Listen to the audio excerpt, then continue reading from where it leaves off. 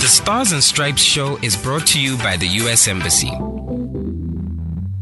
Well, it's Gabs FM, powered to engage your world. And welcome to the show. Of course, it's the Stars and Stripes radio show, proudly brought to you by, of course, the U.S. Embassy in partnership with Gabs FM. And today, Samantha, we're talking International Migratory Bird Day. Have you ever heard of that? Well, I know about migration of animals. Okay. But that's about it. Let me school you. It's otherwise known as IMBD. Is an annual event celebrated on the second Saturday of May in the United States and Canada. And of course, Botswana on a different dates throughout the United States. The event is organized to raise awareness about migratory birds and promote their conservation. Birds are important because they play a critical role in maintaining the balance of ecosystems. Definitely. And of course, they help pollinate plants, control insect population, and of course, disperse seeds. That is such a powerful thing.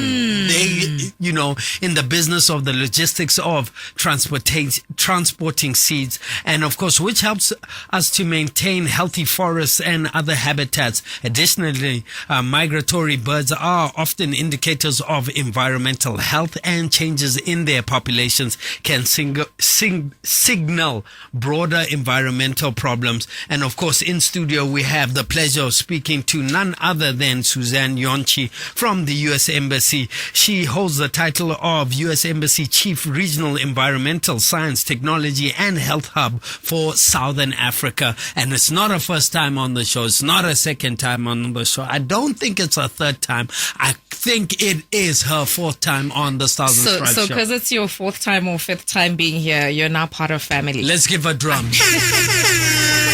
We'll just give her drums. Welcome to the show, Suzanne. How are you? I'm great, Swift. It's so great to be back with you and Sam and your listeners. Thanks for having me. Fantastic. Look, somebody's saying Bird Migratory Day. Why should we commemorate? Why does the United States commemorate it? Why is it important to the Botswana listening to us today? Sure. Thanks, Swift. Well, the United Nations was the one that established this day, and it's because they call bird migration a natural miracle. Wow. Okay. Yeah, because look, these migratory birds are flying hundreds and thousands of kilometers to find the best conditions for their habitats because seasons change, the water resources change.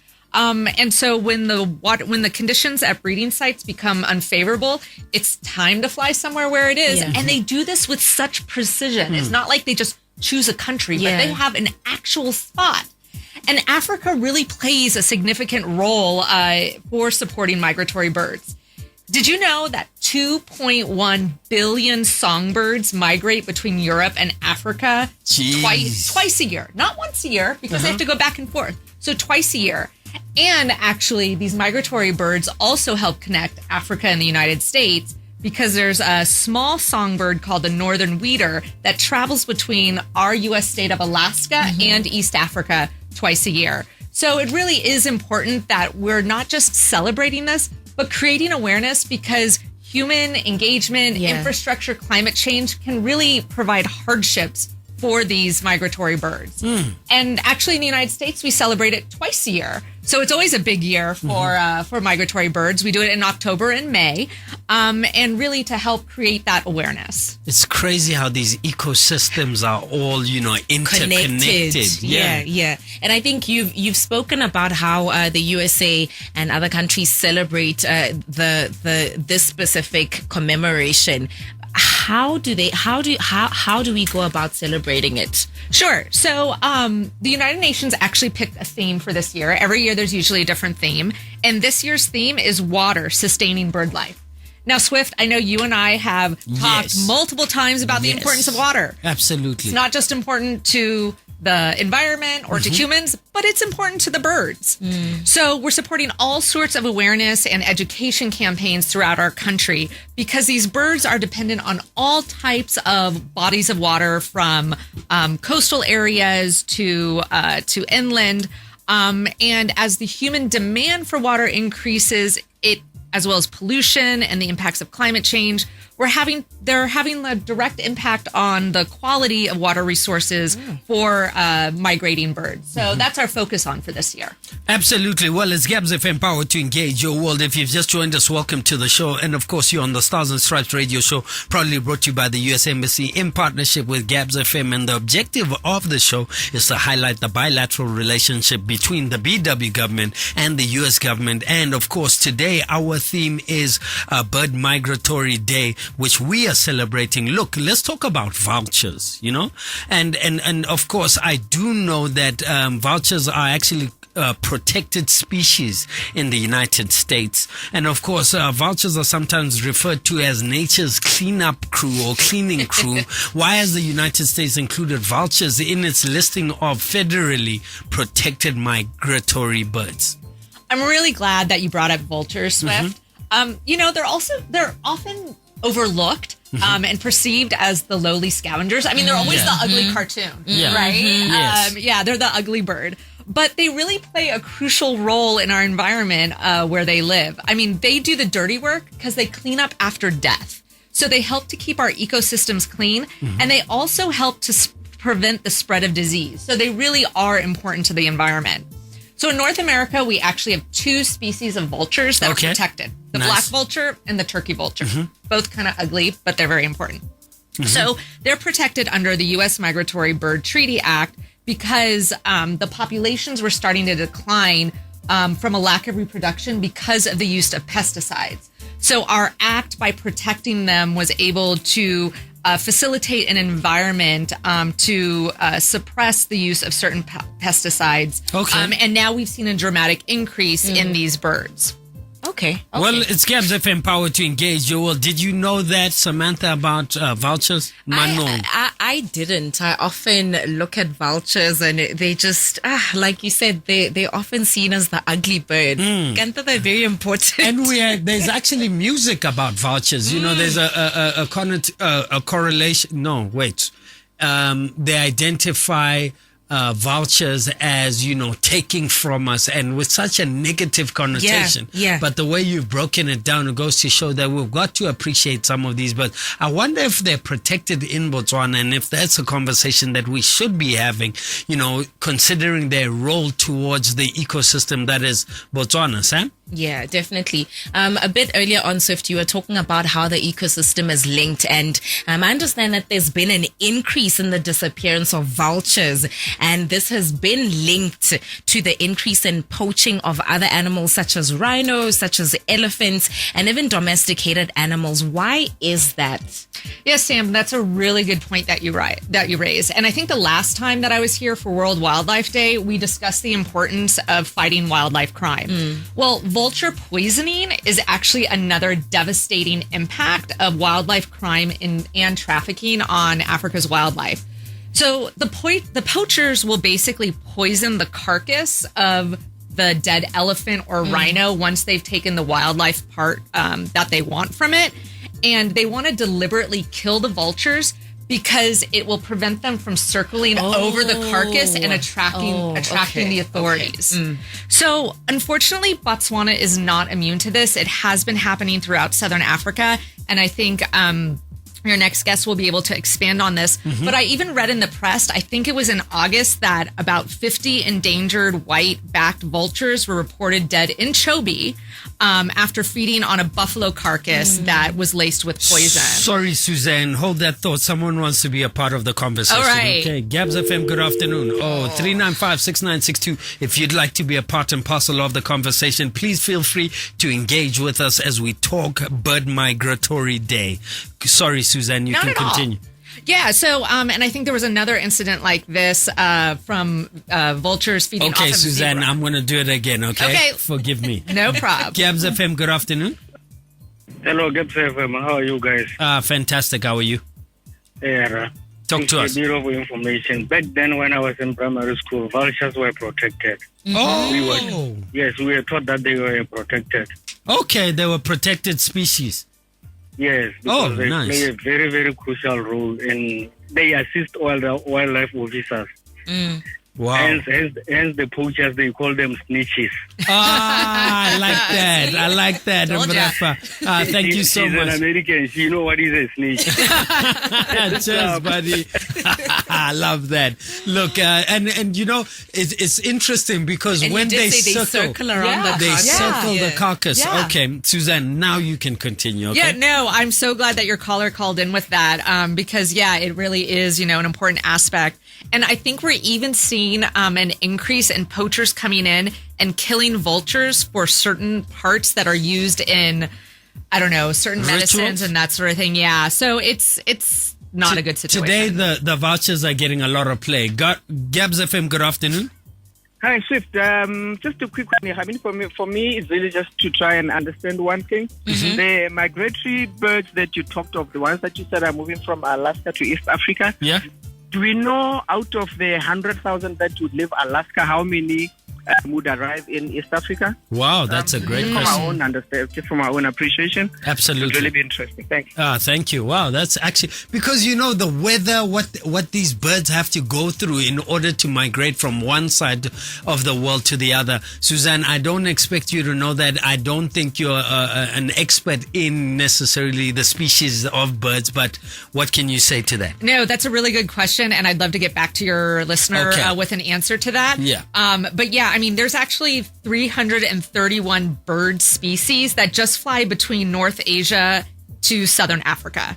So that's just one pathway. Yeah. So yeah, there really are just a number of various species. Okay. Well, it's Gabs FM Power to engage your world. And of course, thank you so much for being part and parcel of the show. And today we're talking World Bird Migratory Day. And of course, touching on the importance of the bird species and why we need to understand and protect this very important species, which is part and parcel of the ecosystem. Look, Suzanne, last question. What is the U.S. government doing to protect vultures and other birds against things like poisoning, climate change, and, of course, other threats? I think it's important that we use this platform to educate Botswana in terms of understanding the importance. You rightfully said we had a few disruptions around, poachers actually poisoning carcasses in order to get rid of vultures. Yet vultures play such an important role in terms of a healthy ecosystem and environment. Talk to us. Yeah, no, absolutely. And our U.S. government approach, like our approach to various conservation issues, is to support conservation and the protection of wildlife, and to support the deterrence of wildlife crime.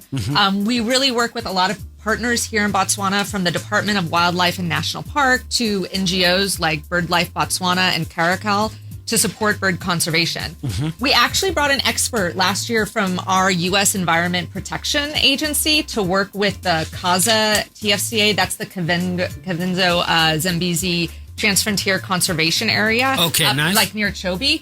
And she actually worked with their bird management group to develop a strategy on how do you protect all these various species that are under different threats.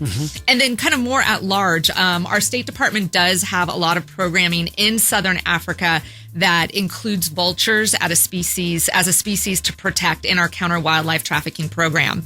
And our Congress actually just reauthorized a bill giving us $100 million to fight wildlife crime worldwide. So we're really excited that both sides of the aisle see this as a priority. So it makes it even more exciting because we actually have a funding opportunity that's open from Let's go. From our Department of International Narcotics and Law Enforcement that run our wildlife crime activities. And SWIFT, this is the first time that they've included Botswana as a focus country. So we're so excited about that. That's brilliant. Yeah. So that information's on our website, and it closes May 29th. If any of your listeners are interested in applying for that opportunity, check it out on our website. Well, it's Gabs FM Power to engage your world. And of course, we're going to continue the conversation on the other side of this. We're speaking to the CEO at the Center for African Resources, talking about the importance of understanding the role that our animals play in our everyday life. And of course, today we're talking about Bird Migratory Day and of course, celebrating it. And of course, we do have Education USA in the building. Wabi Letao, she's also available to offer you some opportunities that that the U.S. Embassy offers to you, whether you are an academic or a professional. The Stars and Stripes show is brought to you by the U.S. Embassy.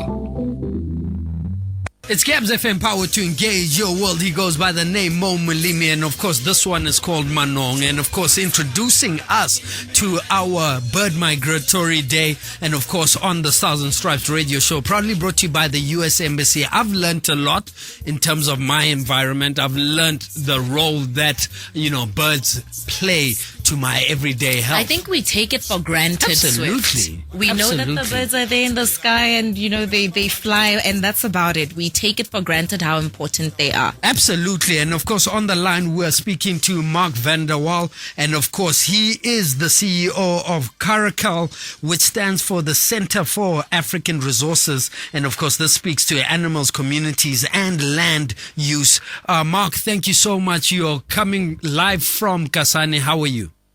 I'm very well, thank you, Swift, and thank you for inviting me on the program. Anytime, brother. I'm not alone. I've got Samantha and Suzanne, and of course, Wabile in studio. It's Mother's Day this Sunday, brother. We can't offend them.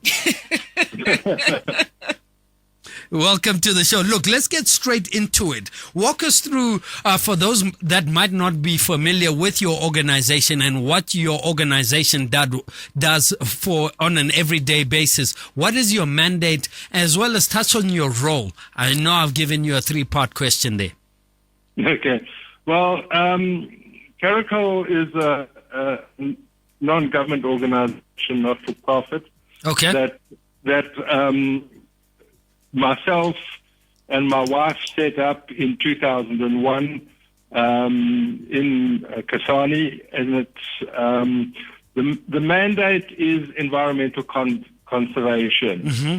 and we try to meet that mandate through working very closely with government departments, as well nice, as, nice. local government, Nice. working with communities and private sector. Mm-hmm.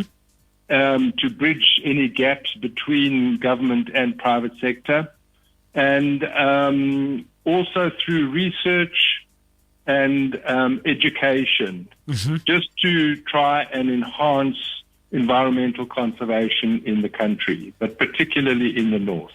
Look, before we continue, give us a snapshot of the environmental situation that Botswana is facing, especially for us that live in the south. We seem to be slightly disjointed from what is happening in our backyard within the borders of Botswana. Just give us a snapshot. Are we okay in line with our environmental conservation as a whole? Absolutely. I think Botswana stands out actually as a gem in Africa, as a very environmentally sound and conservation sound country. Great. As you know, more than 50% of the country is set aside for the protection of wildlife and the environment. Mm-hmm. And, a lot of that area is actually gazetted, protected area. Mm-hmm. But I think that the government has done a fantastic job in conserving wildlife, as it's such an important aspect of the GDP in this country because of tourism. Mm-hmm. And so it's not just protecting the environment and the animals, but also providing opportunities for the populations of Botswana and for visitors from all over the world. So I think people like to paint very bleak pictures when it comes to conservation, but I cannot think of any really bleak pictures in Botswana. Even I know Suzanne was talking earlier about poaching. Yes. But even the poaching aspect, Wow. I think we have a control over that, Wow. even though it's a very sad situation. Yeah, absolutely. Well, that's good to hear. I think that's a thumbs up for the Republic of Botswana. And of course, welcome to the Stars and Stripes radio show, proudly brought to you by the U.S. Embassy in partnership with Gabs FM, #America in Botswana. And of course, let's go straight into it. DWNP, just outline what that abbreviation means. We know you did previously work there, and how did that help you in what you're doing today? Okay, DWP stands for the Department of Wildlife and National Parks. Okay. And they are the authority who are designated for the management and protection of all wildlife, including plants. So we should really be talking about the environment. And they are a department within the Ministry of Environment and Natural Resources. Nice. For the country. Nice. Yes, I did. I worked there for 8 years as a line officer from 1995 to 2003. And I got to know the workings of the department as well as the government and their mandates. But during the course of working there, I did realize that there were these gaps between the government and the private sector. You know, there are protocols that one has to observe, and so very often that ties your hands in the opportunities to get involved in certain aspects. So my wife was the vet for the Department of Wildlife and National Parks, and she's American, so the embassy, I think, know her, Dr. Kathleen Alexander. Oh, nice. Yes, and she was originally based in Gaborone, but then got transferred to Kasane because that's where her needs were greatest. And we decided when we left a government, because our contracts terminated, but also because they wanted to transfer me to GABS, and I don't want to go to GABS. So, we decided that what we would do is continue our exploits in conservation by setting up this NGO. And try and help to bridge those gaps and fill in a lot of areas where we felt there was a lack in conservation effort, particularly things like education. We realized very quickly that not only the general public, but also people working within government, there were gaps in their understanding and knowledge of wildlife and conservation as a whole. And so that's why we set up. And then, of course, we do a lot of research as well. So to help fill those gaps where needed. Absolutely. We're fast running out of time. Samantha, go ahead. I think we started the conversation around vultures, and I think it's only very important for us to also bring it to you, Mark. Let's talk about the species of vultures that are found in Botswana, as well as, are they considered an endangered bird species? Absolutely. And it is a bit of a sorry story. There are 9 species of vultures that occur in southern Africa, of which 7 of those species occur in Botswana. There's the white-backed vulture. We heard that earlier. There's the leopard-faced vulture. There's the Cape vulture, the hooded vulture. And those are the more important ones. We have one interesting vulture, which is called the palm nut vulture, which strangely enough doesn't eat meat. So it's not a scavenger. It actually eats the nuts from the Haifini palm. It's vegetarian. Okay. It's a vegan. Yeah. And that also occurs. Now, previously, in the last decade or 2 decades, vultures throughout southern Africa have been classified as vulnerable by the International Union for the Conservation of Nature. That's the IUCN. They have a red data list that they they review every year. And vultures, all the vulture species have been on the vulnerable list. But more recently, and I think probably due to this persecution that we hear about, just about all the vultures have been upgraded to endangered. And some of them are even classified as extremely endangered. So they are a very threatened species. and they really deserve all the protection that they can get. And I heard earlier somebody confirmed that they are protected in Botswana, and in fact vultures are protected throughout Southern Africa by all countries. Let's talk about vulture poisoning. Is it a big issue? Is it something that the nation must understand? And of course the citizenry, and of course besides poachers, who else usually poisons these birds? Yes, it's a very, very serious thing that has come to light quite recently. Although vultures are sometimes the primary target, very often they are just what they call natural damage. As Suzanne was saying earlier, the ivory poachers shoot an elephant carcass, and to avoid detection by the law enforcement officers, which follow these vulture circles to these carcasses, they poisoned them, and as a result got them out of the air. But vultures in South Africa are seen as mooti for some strange reason, and so they're primarily targeted, and poisoning has become a means of obtaining those vulture parts.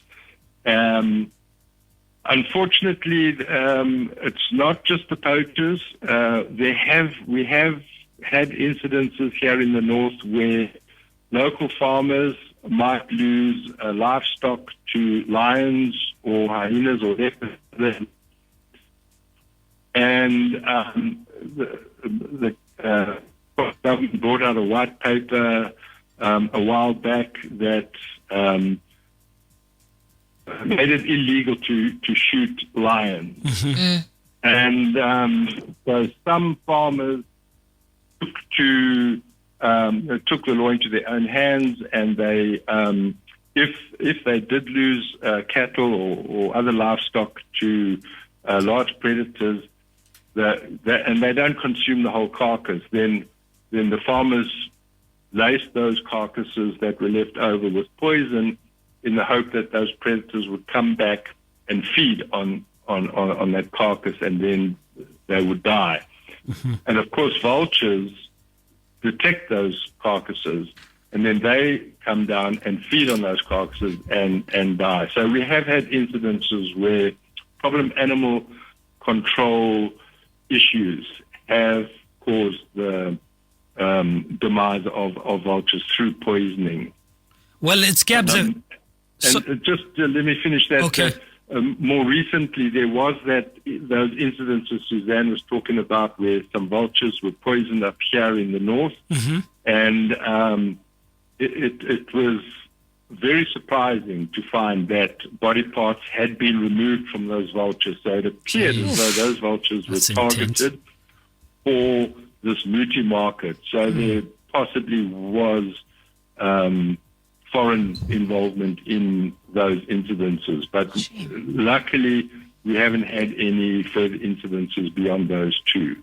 Well, it's Gabs FM Power to engage your world. That is sad news to hear. And of course, it's important that, we have you on the show to educate the nation on some of these challenges in line with protecting the species that is a vulture. Look, let me ask you this last question. And of course, I'm going to couple it with your last words. Apparently, there is a connection with Virginia Tech and Caracal. Just walk us through what that is about. Why should we understand this relationship? And of course, I'd love you to include your parting statements. Unfortunately, we're fast running out of time. Okay, yeah, I'll try and be brief. As I mentioned, my wife, Dr. Kathleen Alexander, is a vet, and she was offered a position at Virginia Tech, which she took. And so she is a full professor at Virginia Tech, but she's still the president of our NGO. And the research that she does is all based here in Botswana at our Caracal site on the Chobe and in the Chobe district. And so she has a lot of funding opportunities from America, particularly the National Science Foundation, and we bring American students out to Botswana as part of a credit course, and we're hoping ultimately to also take Botswana students over to Virginia Tech. I'm talking about undergraduate students. Nice. And in an exchange program opportunity. And also just to let you know that we have graduated DWMP staff as well as other Botswana with master's and PhD degrees through Virginia Tech, through Caracal. And we're hoping to expand that program into the future. And I also heard that Suzanne was talking about funding opportunities for improving our anti-poaching efforts in Botswana. Absolutely. Through the United States. Just to let you all know that Caracal has actually, through Dr. Kathleen Alexander, actually submitted a proposal for that funding. Thumbs up. Project. We hope you get it. Look, your last words as somebody who understands, let me call you, for lack of a better word, a foot soldier on the ground that understands the issues that our environment faces, that understands the importance of World Migratory Day. And of course, what would you like to say in closing?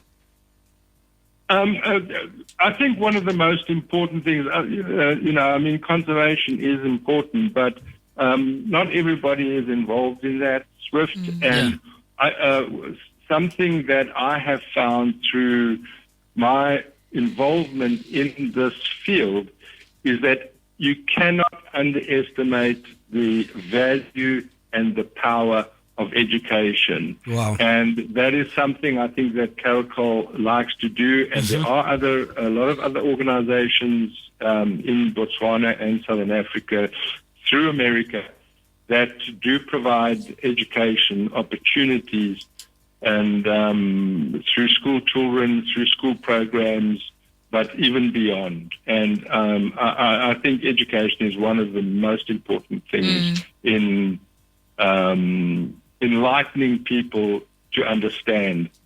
Absolutely. If you don't understand something, how can you have a passion for it? And I think that's would be my final message. Well, fantastic. Are you guys available on social media? Yes, we do have a website. Okay. It's caracal.info. Okay, caracal.info. Okay. Yes. All right. And I don't do social media, but we do have people who who do Instagram and all these other fancy social media things. Fantastic. Yeah, we are out there. Thank you so much, Mark. Have a fantastic day. And when I'm in Kasane Sama, and I will pop in, yeah? Please do. I'd love to meet you. All right. And we can chat on this further.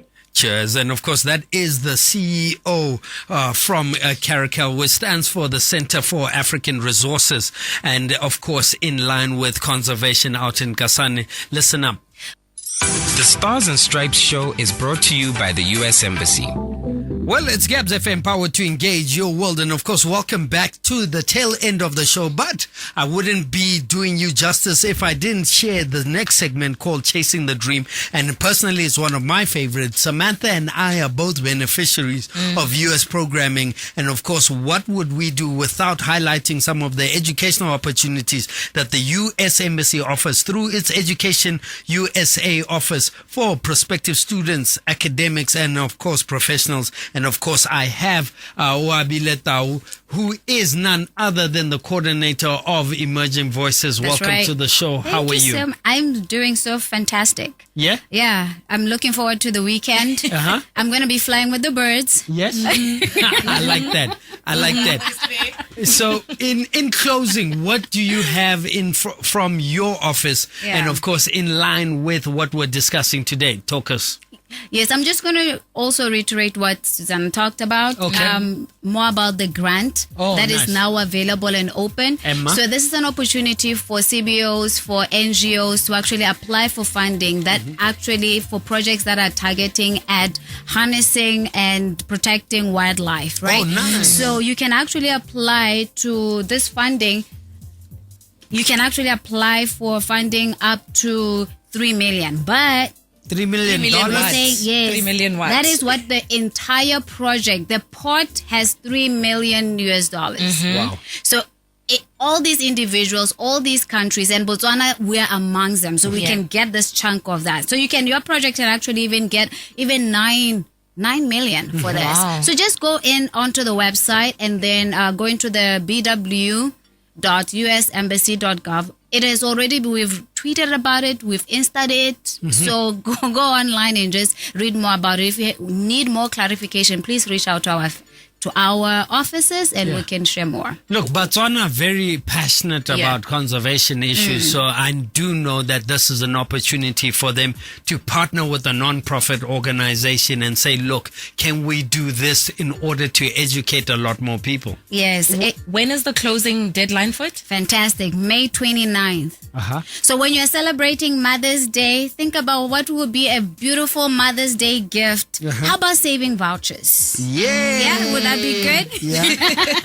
Fantastic. Well, we'll come to the tail end of the conversation. And of course, we've learnt a lot. This is B-Dub. This is our country. Let's learn to protect every species within this country. And of course, shout out to the U.S. Embassy and the U.S. government for its role that it plays in what we call shared prosperity, a collaboration between the BW government and the U.S. government and the people. Have a fantastic day. And of course, if you're a mother, what do we say, Sammy? Happy Mother's Day. Happy Mother's Day. Yes, and I just want to say, to all the mothers, we appreciate you. We're all here because all of us got, somebody took time and carried us. So there are those who actually never made it through. So to all the mothers out there, we know how much you're working and how much you're doing it. So big up, massive love for you. For once, I'm not going to taint it, okay? Please don't. Please don't. The Stars and Stripes show was brought to you by the U.S. Embassy.